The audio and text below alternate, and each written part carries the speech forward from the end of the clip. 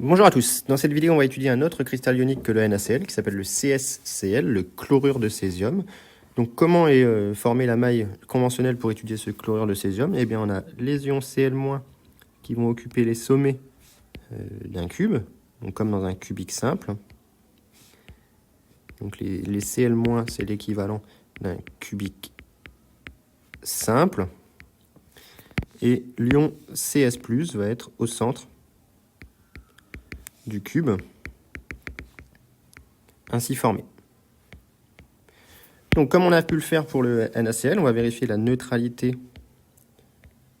du cristal en calculant les populations. Donc on a Z de Cl- qui est égal à 8 fois 1 huitième, qui est égal à 1 Cl- par maille. Et Z de Cs+, est égal à 1 qui compte pour 1, c'est-à-dire 1 Cs+, par maille. Donc on a dans la maille 1 Cl-, 1 Cs+, donc on a bien la neutralité du cristal.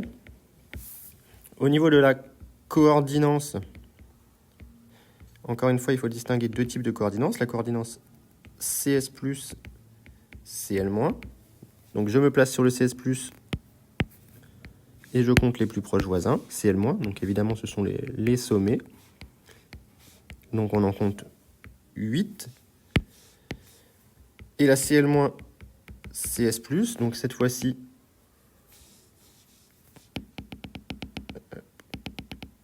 donc on a trouvé 8, pardon. Et donc cette fois-ci, je vais me placer sur un Cl-, et je vais compter les CS+, plus proches voisins. Bah, ce sont les centres des cubes. Et donc on n'oublie pas évidemment qu'il y a des cubes un petit peu partout. Et donc on va en trouver 8.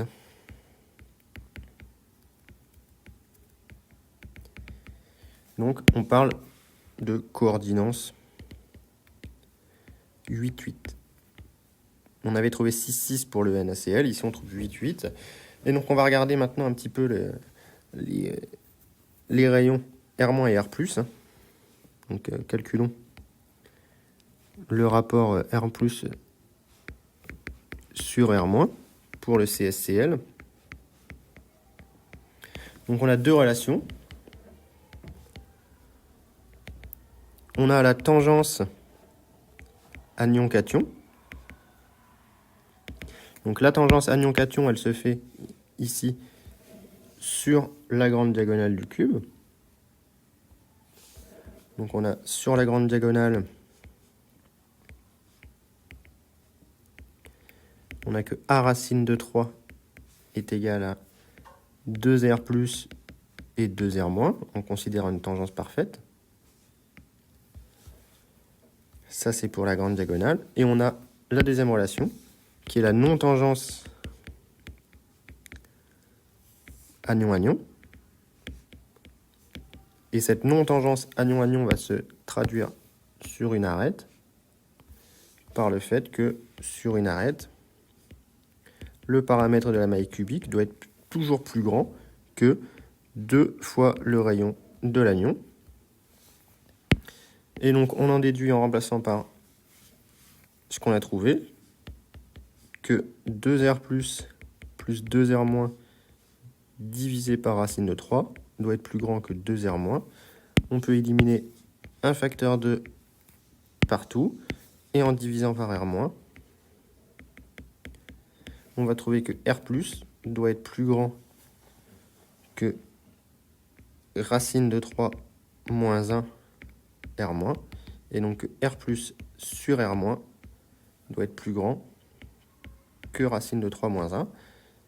Et donc si on fait l'application numérique, on va trouver que pour cristalliser sous la forme d'une structure CsCl, il faut que R plus sur R moins soit plus grand que 0,7 environ, avec la racine de 3 qui vaut 1,7.